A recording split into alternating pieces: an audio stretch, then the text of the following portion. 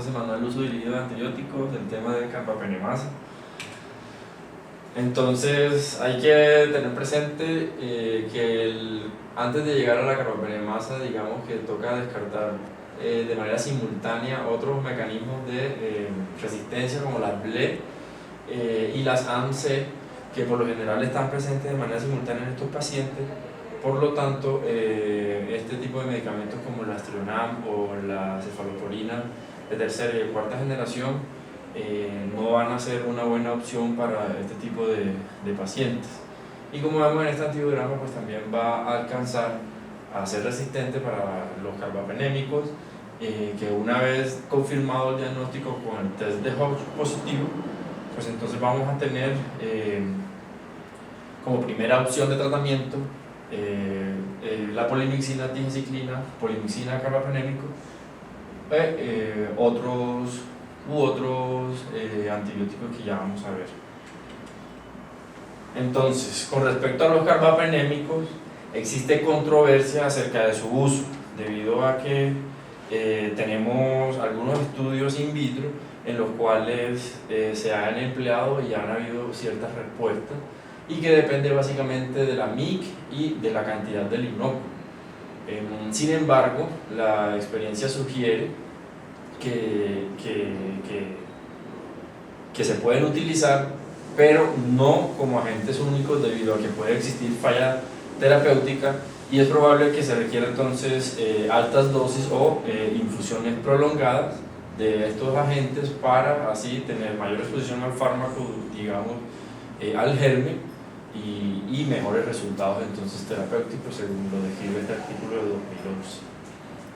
Entonces, dentro de los carbapenémicos que nosotros podemos utilizar, existe esta revisión que básicamente mira el perfil de cada uno de ellos y la capacidad de hidrólisis que tienen estas carbapenemasas a cada uno de ellos, y la conclusión, básicamente comparando doripenem, imipenem y meropenem, es que doripenem es menos susceptible a esa hidrólisis que presentan las carbapenemasas, seguido por el meropenem y después el imipenem de último. Por lo tanto, nosotros vamos a ver que en nuestra guía vamos a encontrar básicamente el empleo de doripenem y meropenem en el transcurso de la charla.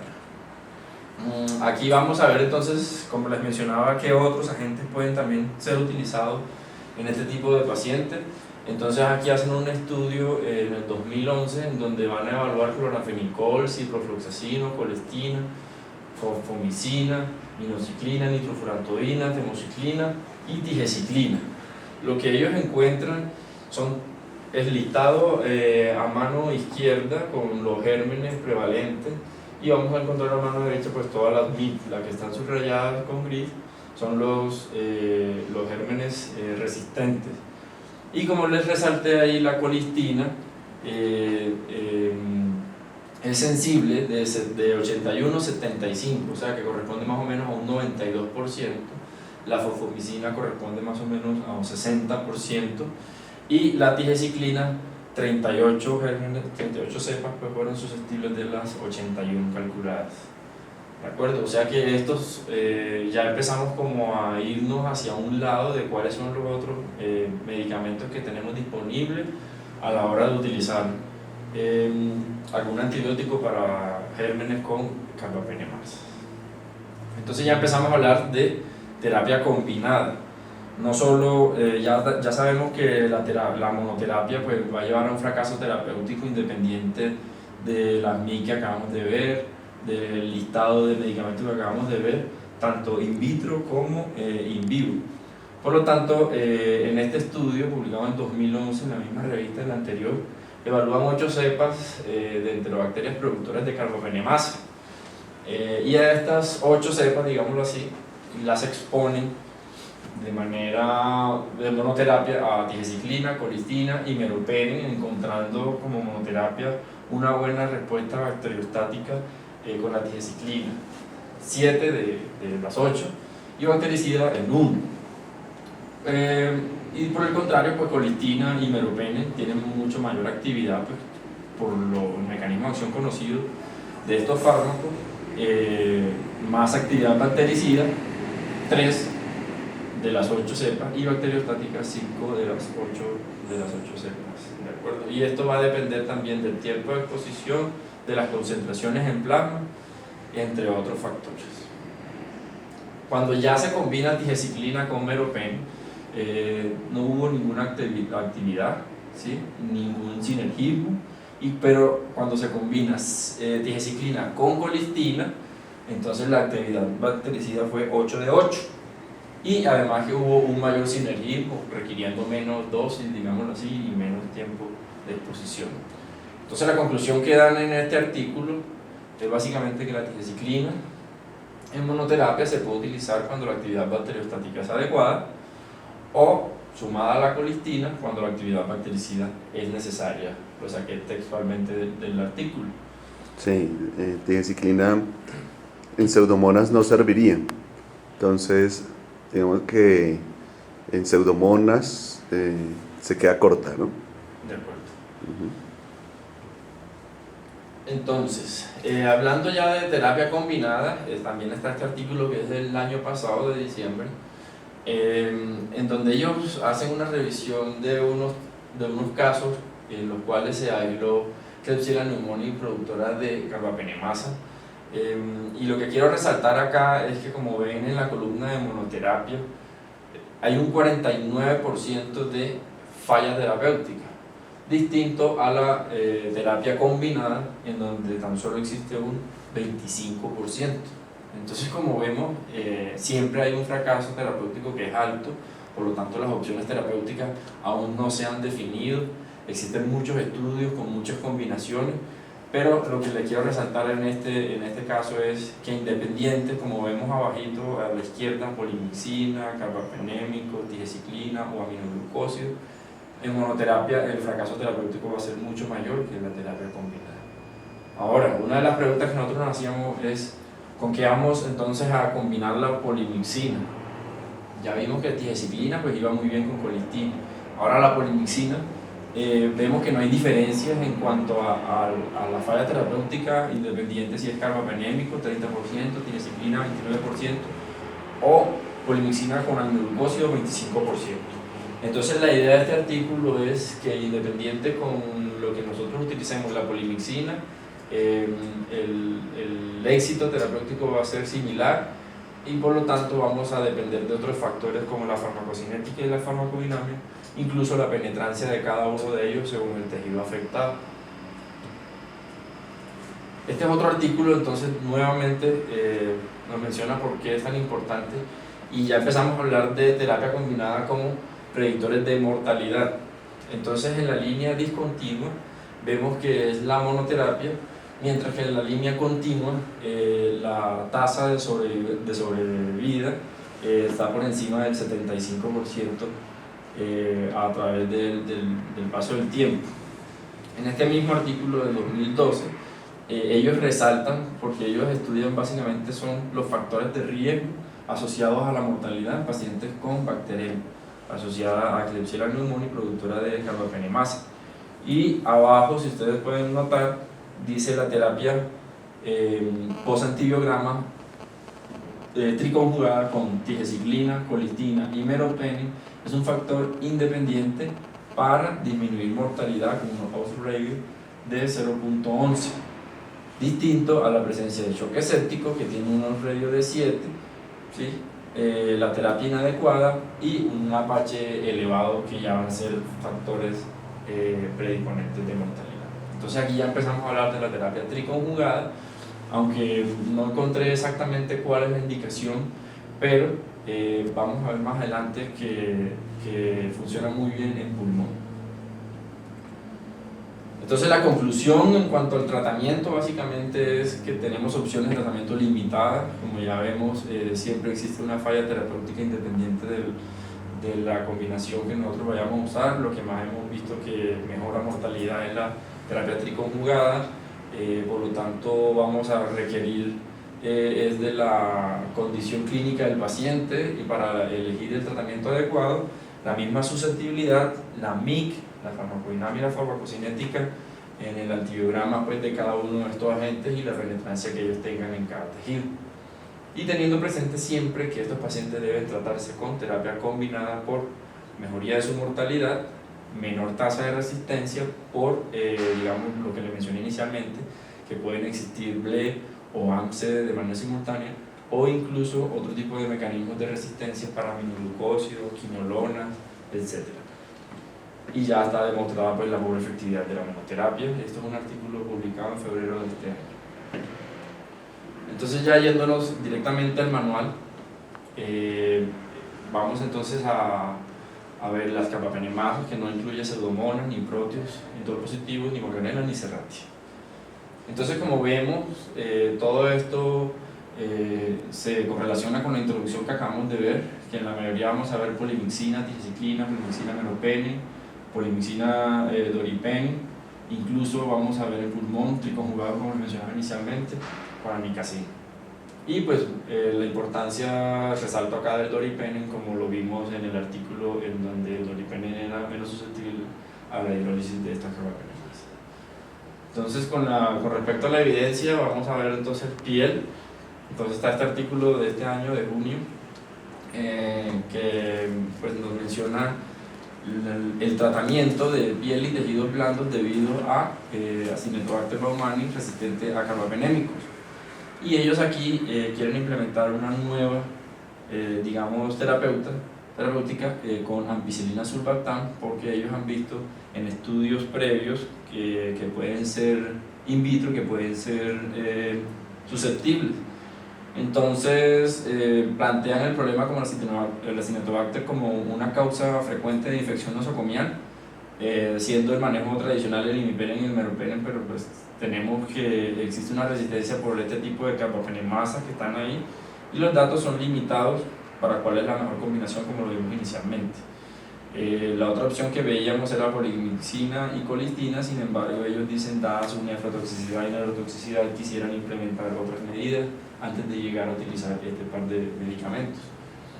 Entonces, los datos que existen de ampicilina sulbactam es su actividad in vitro, principalmente en neumonía, tracto urinario y sepsis. Entonces ellos reportan el caso de esta señora que sufre múltiples fracturas y que en el postoperatorio se le documenta en la herida la presencia de un MRSA sin signos clínicos de infección. Sin embargo, ellos le inician vancomicina a esta dosis, y al tercer día, pues cuando ya completan los cultivos, digamos, y ahí la Acinetobacter baumannii con elevación de todos los reactantes de fase aguda, y este es el antibiograma.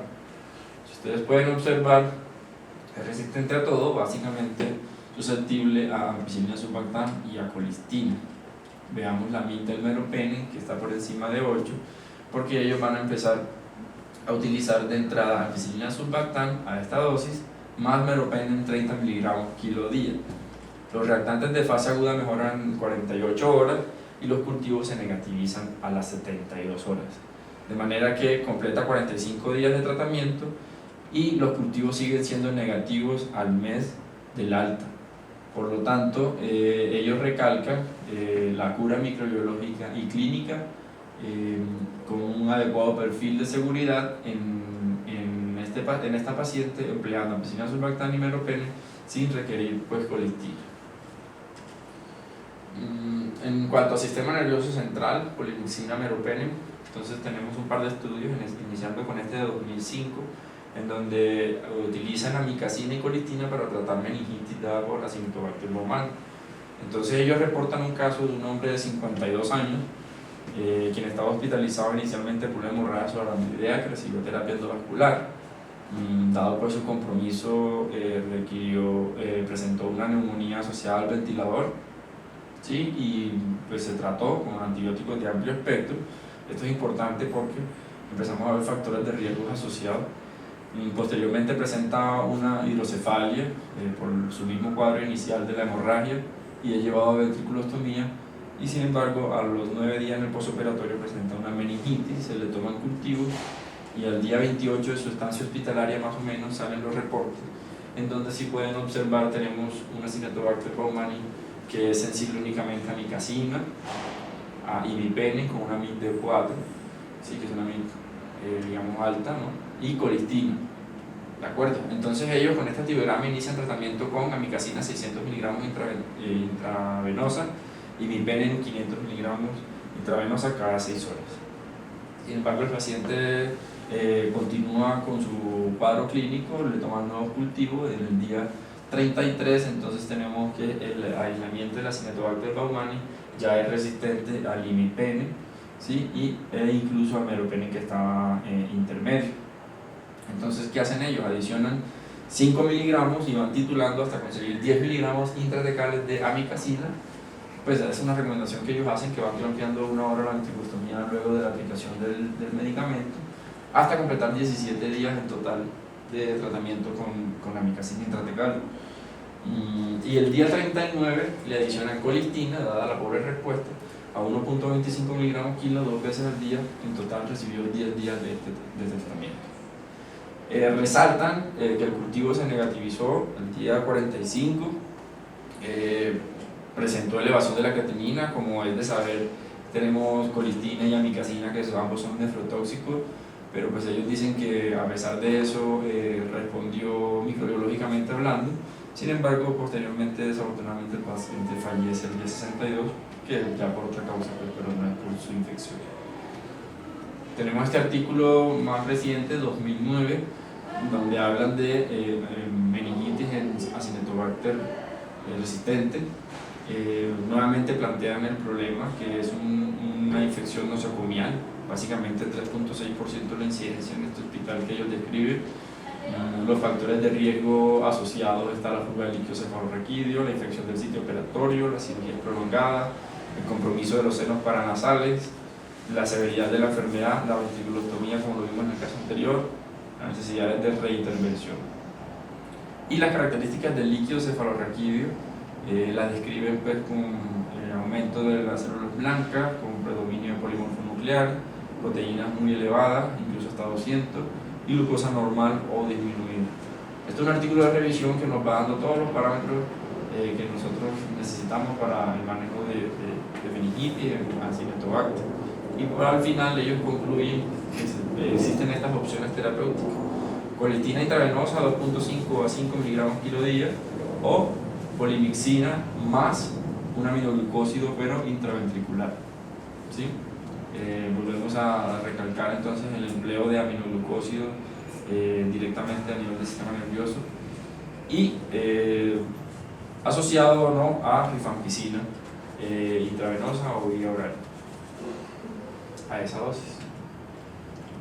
En cuanto a pulmón, entonces tenemos este artículo de 2009 en donde habla de la monoterapia versus terapia combinada de la neumonía por Acinetobacter resistente a los carbapenémicos en modelos de ratón.